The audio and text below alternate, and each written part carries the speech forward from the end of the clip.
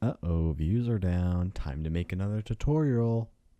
Now, this update's going to get pretty confusing, so I suggest getting ready to sit back, grab a snack, and relax. Disclaimer, this video will not be super complicated and include things like using clocks and saying contraptions, etc. You can go to Shadowfax for that. Now let's get on to explaining so you 10 IQ Rust players can make some cool contraptions. In all seriousness, this video is for players that just want a simple door closer or a cool trap base, basically PvPers and casual Rust players. I will be structuring this video in 4 different parts. The scrap it takes to research them, the ingredients and all of the components, how to find the components, how to use timers and switches on doors, all the different power sources that are in the game and how to use them, some example of traps that you can use to get some cheeky loot, and also a cool little trick you can use to close all of your doors at once. And also at the end of the video I will include a little short talk about what I think will happen to the game based off this update and if it's good or not for the game and just basically my opinion on it. Alright, so now I'm going to be going over the components for this update, and I'm also going to be telling you guys what tier they are.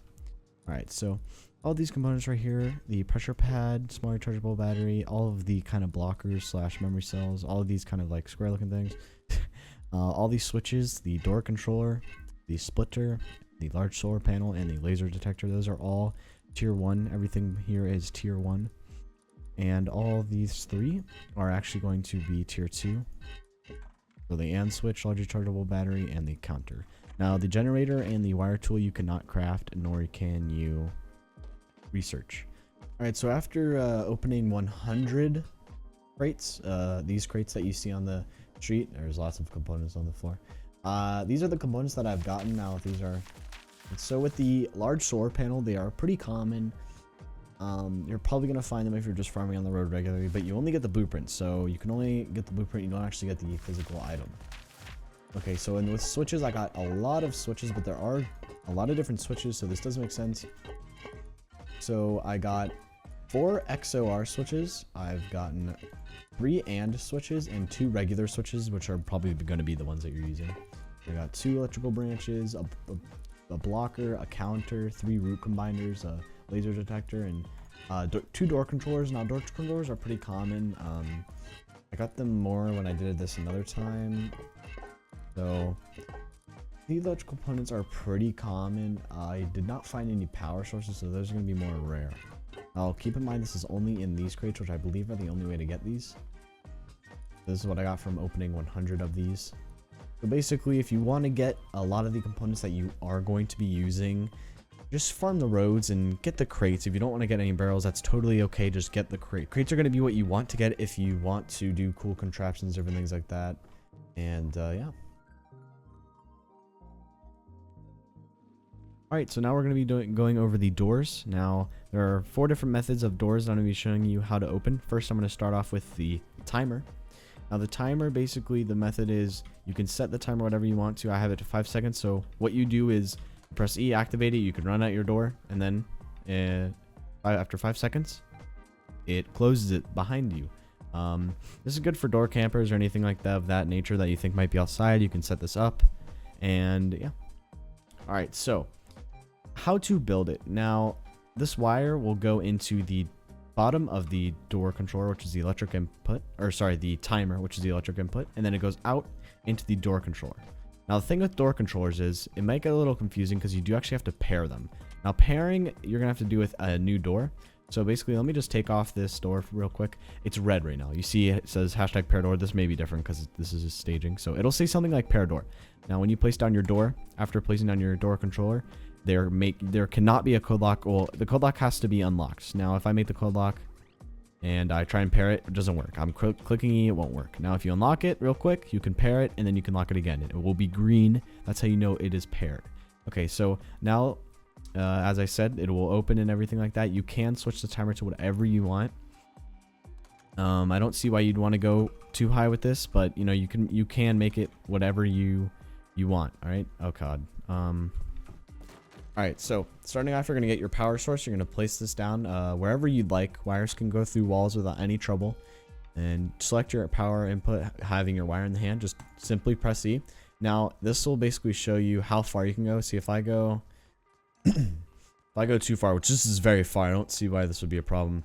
You cannot go any further. It leaves you almost, and you also have to be playing it on the surface, placing it on a surface.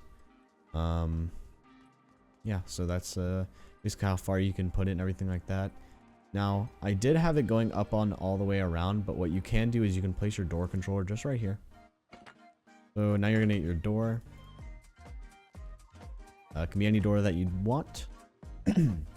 Place your door, and then go ahead, take your wires out.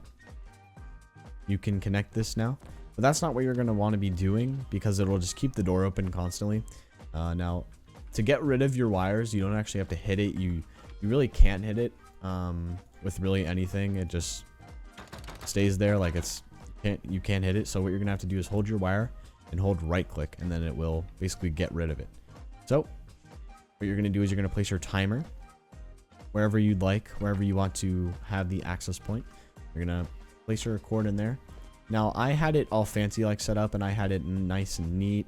You don't actually have to do this, but if you don't want to go crazy over the wires, you can walk through them. It doesn't really matter. You can walk through them. So, all right, now let's clear this. Let's hold our right click and clear this. Oh, you have to do it from the. You can't be in it. Sorry, I was having a little bit of trouble there. So now you're gonna take your power, and you can't actually put it. There is a input right here, but you can't actually put the power into the output. It just won't let you, so you won't make that mistake. You put it into the electrical input. Now that's in there. You can see the light is red, and it gives you the option to activate it, but nothing will happen. All right, so you're gonna take your output, which is at the top of the timer, select it, rewire it right to the door controller. Remember to pair your door, and then you can change your timer. Change it to 4 seconds. Oh, sorry. Okay, there we go. You have to drag over it. All right, 4 seconds. Activate it. 1, 2, 3, 4, and my counting was a little off, but it'll shut like that. That's how you use the timer. Now onto the pressure plate.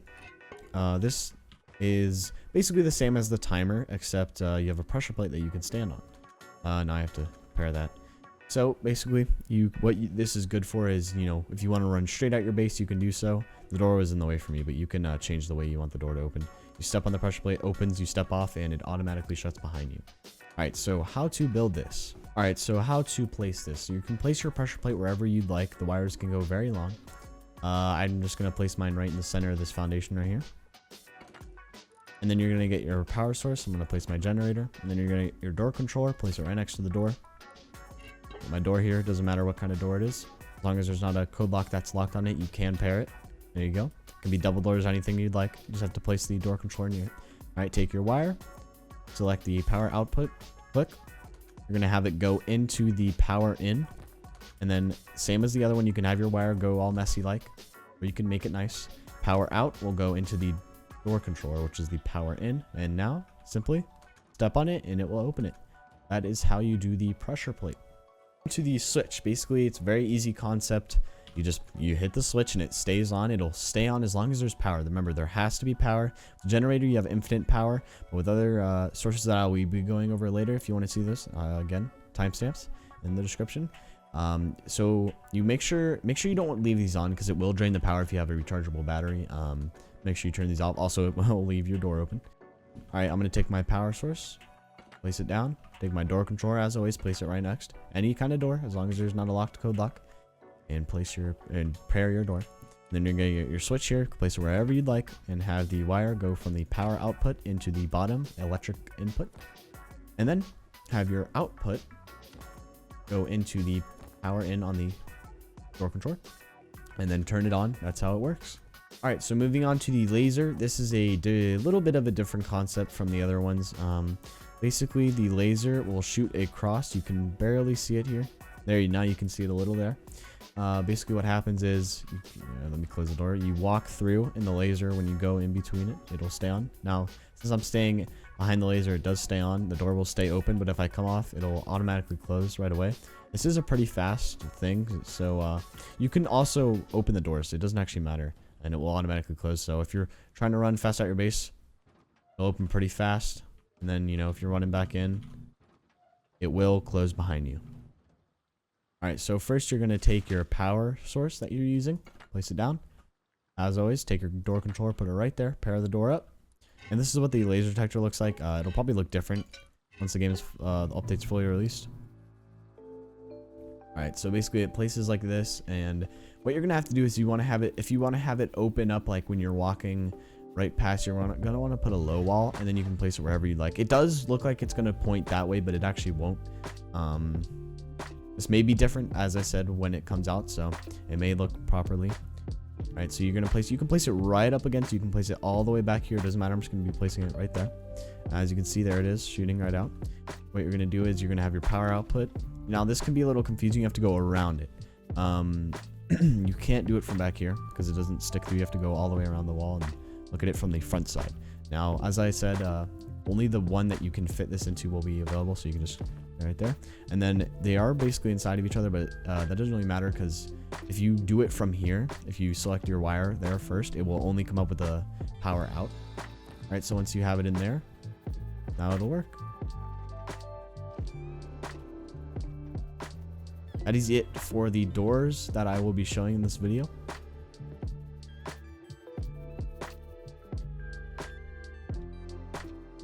Alright, so now I'm going to be going over the rechargeable batteries. Now, there are a lot of different rechargeable batteries, or just rechargeable sources, and there's also a bunch of sources that are forever. So, the wire tool you can actually craft now, so it's default BP. So keep that in mind, you only need to make one.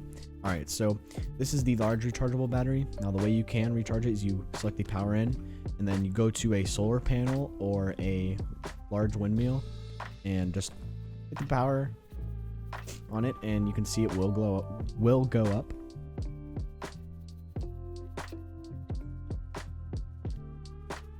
As you can see, it's going up. Alright, now we're going to clear that.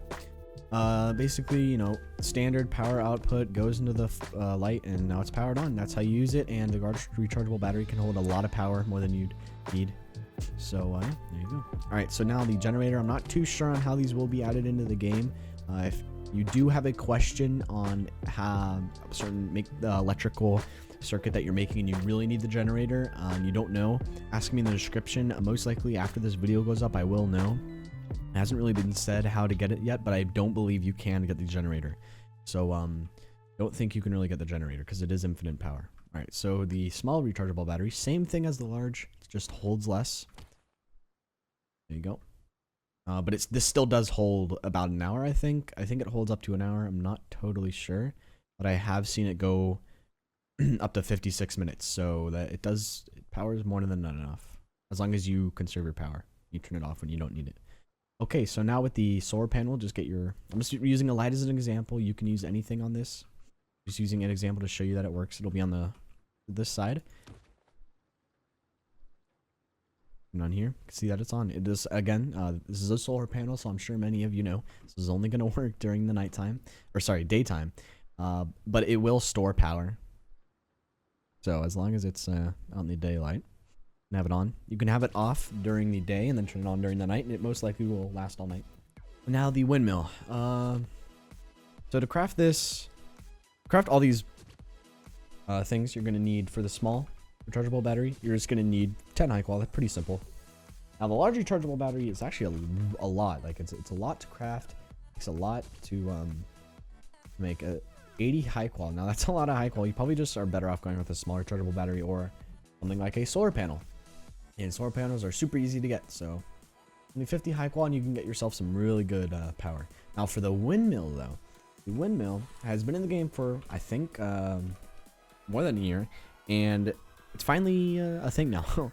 So it's a level 2, 1.5k wood, 30 high qual, 3 gears, and 10 sheet. So all this stuff really isn't that much, and then 10 sheet metal. That's a lot of sheet metal. So if you do want to end up getting this, you cannot recycle sheet metal. As you can see, you know, sheet metal is used on the blades, I guess. I don't know. Anyways, you do want to keep your sheet metal if you want to end up crafting this thing. It takes a lot of sheet metal. Alright, so basically to show how it works, I have used it. I already showed you guys with the rechargeable battery. Just goes right in, and it works. This works 24/7. Works even in the night. Come on, game. There you go. See, it works in the nighttime. And you can pick them up with a hammer really easily. It does take some health damage.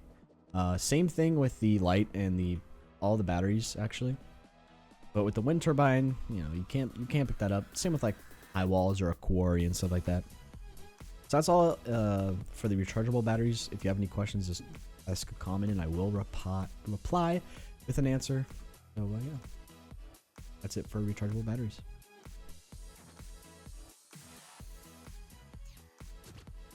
Alright, so now I'm going to be showing you just different contraptions and traps that I have come up with. So just to say, I saw that people were having confusion with this, that it wouldn't work. But you can in fact do this with the ladder hatch. Now confusion because you can't pair it right now. I'm trying to pair it, but it won't work. If you close the door, what I found is you just have to get the entity of the actual door that operates to it, and it will work. So then you just connect your wire, and then it works. Same with the garage door. You can't pair it unless it's right next to it. No. Is there any confusion about that? Won't pair. You have to close it. Right when it hits it, it can pair. So just the actual door. Alright, so basically this is one of the trap-based designs that I came up with. You run in and then the door opens and the shotgun blasts you. You probably just want to put some boxes so you can't actually run into that door. Because, you know, if somebody's running full speed, they can't actually get through. And then they can just, you know, jump over or run through. Again, you want to put some boxes or shelves to block people from getting in. So basically you step on it. You can't see this actual plate. You can't do this with a bear rug, by the way. And then you get shot. Now, I'll show you guys how I actually build this in a more open layout. Alright, so to actually build this, what you're going to have to need is a door controller, a switch, wire tool, a power source, which I'm going to be using the large rechargeable battery, and a pressure plate. Just to build the base of it. You're going to have other stuff like that, sleeping bags and stuff like that to actually build the trap. But this is how I'm showing you the electrical part. So you're going to place your door switch. You can place it on this side. Probably easier. Then you place your switch right next to it. Right? Now you're going to take your wire tool. You're going to make sure you pair the door. And it will close. And you can just reopen it. You're going to take your door controller and put it into the pressure pad. Now you want to do this neatly so you can hide it under the sleeping bags. You just don't want to have it stretch across because then people will know what's going on.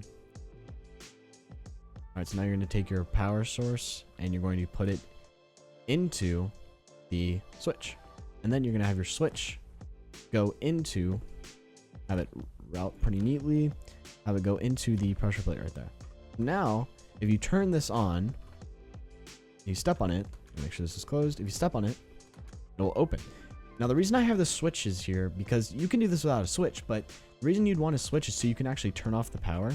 So your rechargeable batteries, they only hold a certain amount. So you want to install this. You have to go a little extra mile to install this, but it's really simple and it can really save you a lot of power because you can turn it on and off when you want, which really helps. If you obviously have a windmill or anything like that, it won't matter. And also for gates, it does work. You just have to place it on a wall next to it. You can't actually put it on the gate part. Alright, so today I'm going to be showing you how to make it so you can close all of your loot room doors with the switch of one button. Alright, so disclaimer, you can, if you don't want to waste power, just turn this off and, you know, just turn them on. It's really easy. Basically if you are getting raided or you want to close all your doors because you're getting off, you can just switch it on, which won't do anything, and then switch it off again, and then it will close all them, because you don't want to be wasting power if you don't have a generator by keeping them on all day or all the time that you're on, which would waste a lot of power depending on your power source. Alright, so this is what the wires look like. It's actually really simple. It doesn't really look that complicated. It may to you, but trust me, it really isn't that complicated. Alright, so to get into the build of it. Alright, so I'm only going to be doing this with 3 loot rooms. You can do it with as many as you want. I'm going to show you how to make it so you can do it with as many as you want. You just have to add a couple of things. Now, we're just going to make our loot rooms here. Locked. Well, you can have them unlocked, but you can't have them locked. Alright, so I'm going to place it on the outside just because it's easier to do. And if you place it on the garage door, like you can't really do that. It just says can't deploy on door, so you're going to put it right there. That works perfectly. Make sure it's closed so you can actually pair it, because right now you can't pair it, but if you close it, it's right when that garage door gets near it, you can. So we're just going to do that. Pair it. Pair it. There you go. Alright, so now you're going to take your power source, which I'm just going to spawn in a generator for this. You can do it with whatever you want. Just make sure that you do the trick that I showed you where you don't have to use any power, because you don't want to eat up all your power. So let's just create 2 foundations for the power. Alright, so what you're going to want to do is you're going to want to have the switch go into one of the splitters. You can't just cut it right across. I'd like to do it neatly so it doesn't look bad.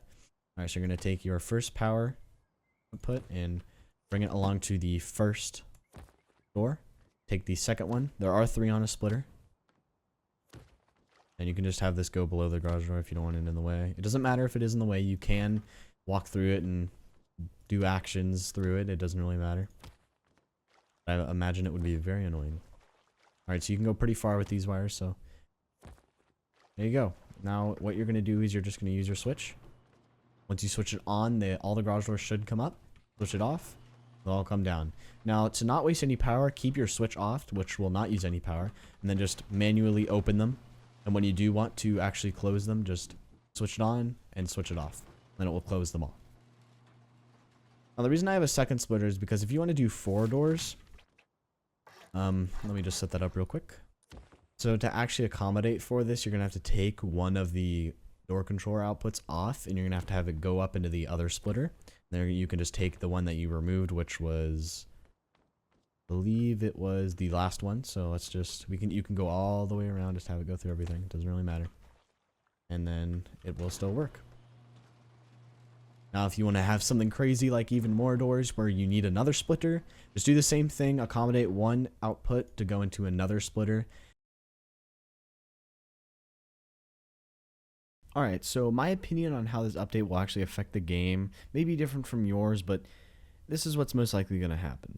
This electricity will definitely be used by probably bigger groups, and solos, yes, but bigger groups will have windmills and different things like that, which will make it a lot easier. And now, obviously, clans are going to have, like, some clans might get bored and make insane contraptions that could lag out the server. I doubt it will really become a problem, but possibly on official servers. This will not ruin going deep at all. If the person's kind of smart, they will put the switch not in their airlock or their timer not in their airlock, so you can't just open it. You can open and use switches without having TC access. This is subject to change, I'm sure, but you can use switches if you don't have TC access, and you don't need to authorize or anything. So going deep really isn't that dead. Stop complaining. Now for raiding, you can't actually pair a door that isn't yours. You have to have the code lock unlocked, able to pair it. I've stressed this numerous times throughout the video. So originally I thought raiding was going to be really easy and you can open up all the doors as long as you had TC, but no, that's not the case anymore, which I'm glad they patched, and raiding will not be affected really at all unless they have switches inside the base that you can open all the doors with. That's the only bad thing with having a switch that can open all the doors. It can like make it so somebody can just raid your entire base, but something you can do before you get off is just take the wire off or take a switch off, pick it up so you can't do that. That could really, that could really solve that entire problem easily. This update will most likely in the next months have stuff added to them, but after a while, not many people will use electricity. Streamers and of that nature won't use it because they're looking for fast-paced PvP and they won't be worried about all this electricity crap. So it's not really gonna affect that side of the game, but if you're a casual player that wants to have some cool contraptions, it's great. It's not really going to ruin much for anybody, and it's just a good addition overall. People can express themselves creatively very well, and I think it's going to be really cool to see what people can do. And if you guys like this tutorial, please hit a thumbs up and tell me what you thought of it. If you didn't like it, always hit that dislike and tell me what to improve on for the next time. And also go check out my other videos. And cards on the screen right now. Thank you guys so much for watching this tutorial. And if you have any questions at all, just ask me in the comments. And also, guys, disclaimer, it's like stuff is subject to change. I'm sure things are going to change. So if you have any questions or something isn't working and it looks outdated, just ask. And I'll also make a update video if it gets to the point where like everyone's confused about stuff. I will make an update video. Thank you for watching, and goodbye.